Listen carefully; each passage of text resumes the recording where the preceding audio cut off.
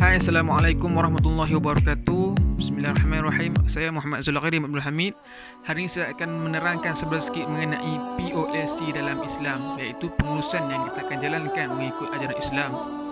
Prinsip-prinsip dalam pengurusan dikategorikan ke dalam 4 fungsi, iaitu POLC, di mana P ialah planning, bagaimana kita merancang perkara tersebut. O ialah organizing, iaitu mengatur, bagaimana kita mengatur dalam melakukan sesuatu perkara. L ialah leading, bagaimana kita memimpin perkara-perkara tersebut. Yang terakhir ialah C, iaitu mengendalikan, bagaimana kita kontrol benda tu. Ianya ialah POLC, iaitu planning, organizing, controlling and leading. Leading and controlling, maafkan saya. Okay, fungsi-fungsi tersebut amatlah penting bagi melakukan sesuatu pengurusan. Tidak kiralah pengurusan tersebut berlaku dalam bisnes ataupun pengurusan tersebut berlaku pada diri kita sendiri, bagaimana kita mengurus diri kita. Pengurusan tersebut berlaku pada pengurusan masa dan sebagainya. Jika dinyatakan pengurusan mengikut Islam ini bezanya di antara pengurusan biasa adalah bila kita melakukan pengurusan mengikut Islam, bukan saja kita mendapat keuntungan, bukan saja kita mendapat secara duniawi, kesihatan dan sebagainya, malah kita akan dapat redha Allah Subhanahu Wa Taala dan kita akan mendapat ganjaran pahala dan mendapat ganjaran di akhirat kelak, insya-Allah.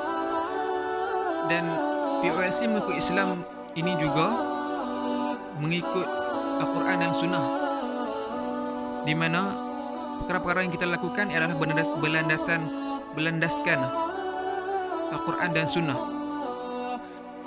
Okey, suka saya ingin ceritakan lebih detail berkaitan dengan POLC kepada anda semua. InsyaAllah, mari sama-sama. Okey, yang pertama saya akan menceritakan berkaitan dengan planning, di mana kita akan melakukan perancangan dalam melakukan suatu pengurusan. Tidak kiralah pengurusan tersebut adalah pengurusan bisnes ataupun pengurusan diri kita. Contohnya dalam pengurusan bisnes, kita ingin melakukan suatu pengurusan, kita haruslah merancang dengan baik. Perancangan adalah fungsi pengurusan yang melibatkan dalam menetapkan objektif, di mana kita menetapkan objektif kita, apakah matlamat kita, apakah visi dan misi kita, bagaimana kita nak target benda tu.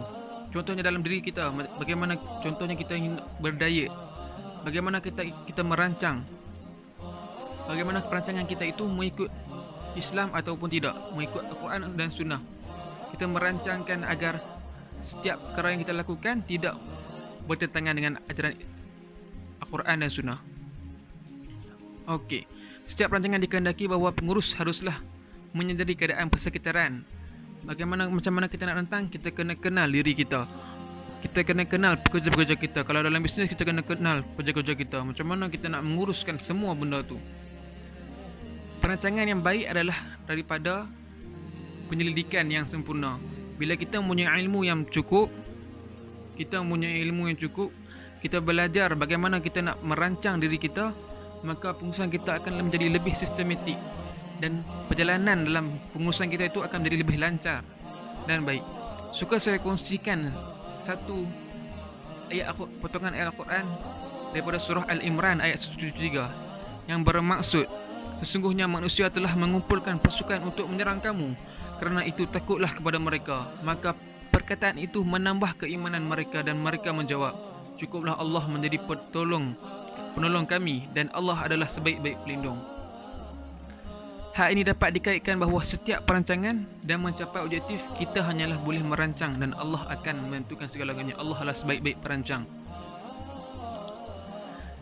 Dan yang kedua ialah organizing, di mana organizing ini adalah satu fungsi pengurusan yang melibatkan perkembangan struktur organisasi. Bagaimana kita mengorganisasikan dalam bisnes, bagaimana kita mengorganiskan pekerja-pekerja kita untuk melakukan setiap pekerjaan.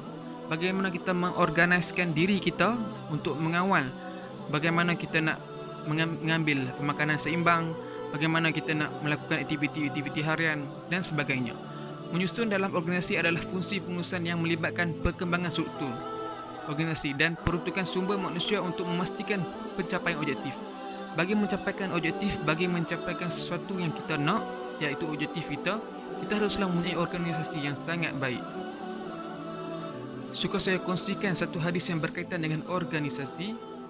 Satu potongan ayat Al-Quran yang berkaitan dengan organisasi, iaitu daripada surah An-Nisa ayat 58, yang bermaksud sesungguhnya Allah menyuruh kamu menyampaikan amanat kepada yang berhak menerimanya dan menyuruh kamu apabila menetapkan hukum di antara manusia supaya kamu menetapkannya dengan adil. Sesungguhnya Allah memberikan pengajaran yang sebaik-baiknya kepada kamu. Sesungguhnya Allah adalah Maha mendengar lagi Maha melihat. Dan yang ketiga, iaitu leading, iaitu memimpin. Prinsip pengurusan bagi memimpin adalah melibatkan sumber pengaruh sosial yang perlu untuk memberikan inspirasi kepada semua. Apabila kita melakukan pengurusan dalam sebuah perniagaan, kita haruslah mempunyai leadership yang sangat hebat. Kita haruslah memimpin pekerja-pekerja kita. Kita haruslah mengenal bagaimana kita harus memimpin mereka, bagaimana harus kita mengarah mereka. Kita haruslah mengenal pekerja-pekerja kita. Untuk diri kita sendiri, kita haruslah mengenal diri kita sendiri. Bagaimana, apakah tahap emosi dan kesabaran kita. Bagaimana kita ingin memimpin diri kita agar kita konsisten dalam melakukan setiap perkara yang ingin kita lakukan, agar kita mencapai target dan objektif yang kita mahukan. Ilmu adalah satu-satu yang paling penting dalam memimpin. Bila kita mempunyai ilmu yang sangat hebat, yang kita berlandaskan Al-Quran dan Hadis, dan mempunyai hikmah-hikmah yang sangat hebat, bila kita memimpin dan mengamalkan cara pimpinan Rasulullah SAW, bagaimana beliau memimpin para sahabat, bagaimana beliau memimpin dalam medan perang dan sebagainya, bagaimana beliau memimpin anak-anak, isteri dan cucu-cucu beliau. Contohan pimpinan itulah yang patut kita contohi dalam melakukan pimpinan-pimpinan kepada diri kita dan pekerja-pekerja kita, insya-Allah. Suka saya ingin kongsikan satu lagi ayat Al-Quran daripada surah Al-Baqarah ayat 38, iaitu Allah berfirman, turunkanlah kamu semua dari syurga, kemudian jika benar-benar datang petunjukku kepadamu, maka barang siapa mengikuti petunjukku, tidak ada rasa takut pada mereka dan mereka tidak bersedih hati. Dan yang terakhir, saya akan kongsikan mengenai controlling, iaitu mengawal. Controlling merupakan suatu kawalan bagi memastikan bahawa prestasi tidak berbeza dengan standard, iaitu bagaimana kita mengawal diri kita, bagaimana kita mengawal pekerja-pekerja kita, bagaimana kita memastikan mereka menjalankan tugas dengan konsisten, bagaimana kita memastikan mereka menjalankan tugas seperti yang kita mahukan, seperti yang boleh menjayakan suatu perkara tersebut. Bagaimana kita ingin melakukan, iaitu kita haruslah menetapkan standard prestasi. Kita haruslah mengawal mereka menjalankan tugas mengikut jadual-jadual yang kita lakukan. Cara-cara yang terbaik adalah melakukan jadual dan memastikan pekerja-pekerja kita mengikut jadual-jadual yang kita lakukan. Dan cara kedua, kita mengawasi pekerja-pekerja kita. Kita haruslah memahati para pekerja agar mereka dapat melakukan pekerjaan dengan lebih sistematik.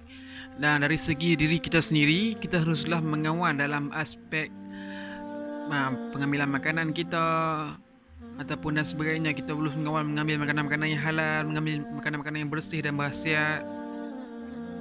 Hal ini bagi memastikan diri kita terhindar daripada penyakit dan diberkati Allah Subhanahu Wa Taala. Itu saja, sekian daripada saya, Muhammad Zulghairi bin Abdul Hamid. Assalamualaikum warahmatullahi wabarakatuh. Terima kasih.